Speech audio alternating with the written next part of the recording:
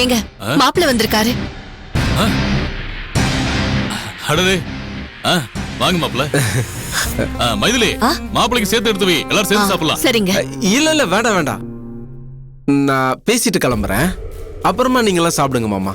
வீட்டுல அக்காவும் மாமாவும் காத்துக்கிட்டு இருப்பாங்க, நான் அங்க போய் சாப்பிட்டுக்கிறேன்.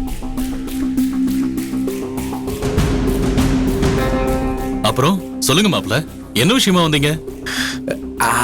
அது ஒண்ணு இல்ல மாமா, நாளை காலையில மேரேஜுக்கு கோட் ஷூட் பர்ச்சேஸ் பண்ணலான்னு இருக்கேன்.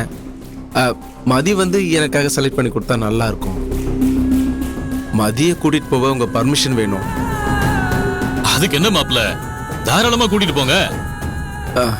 ஓகே மாமா, தேங்க்ஸ் மாமா. மாப்பிள்ள, நெத்தில ஏதோ பேண்டேஜ் போட்டிருக்கீங்களே, என்னாச்சு? ஓ,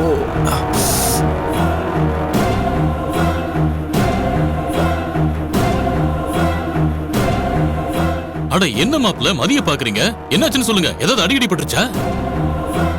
ஒருவேளை அக்கா தான் டென்ஷன்ல அவர் தலையிலே ஒரு அடி போட்டாங்களா? அது ஒண்ணு இல்ல மாமா, ஹாஸ்பிட்டல்ல ஒரு சின்ன பிரச்சனை. மதி உங்ககிட்ட எதுவும் சொல்லலையா? இல்லையே, அவ ஒண்ணும் சொல்லலையே. ஹாஸ்பிட்டல்ல என்ன நடந்துச்சு மாப்பிள்ள? இவன் ஏதோ ஒரு பிளானோட தான் வந்திருக்கான்னு நினைக்கிறேன்.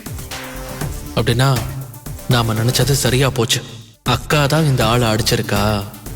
அது வேற ஒண்ணு இல்ல மாமா, நீங்க உட்காருங்க, சொல்றேன். உட்காருங்க உட்காருங்க. மதி என்னோட ஒய்ஃபாக போறான்னு உரிமையா போய் நான் அவகிட்ட பேசினேன். அது ஆதி சாருக்கு பிடிக்கல.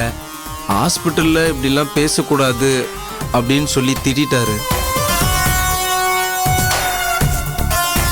அவர்கிட்ட நான் சொன்னேன், சார் மதி என் ஒய்ஃப் ஆக போறவ, அவகிட்ட பேசினா என்னன்னு அவர்கிட்ட கேட்டேன். அதுக்கு அவர் டென்ஷன் ஆகி பயங்கரமா கத்த ஆரம்பிச்சிட்டாரு. நான் பயந்து போய் அவர் கையை பிடிச்சலாம் சாரி கேட்டேன். ஆனா அவர் கோவத்துல என்ன தள்ளி விட்டார் மாமா.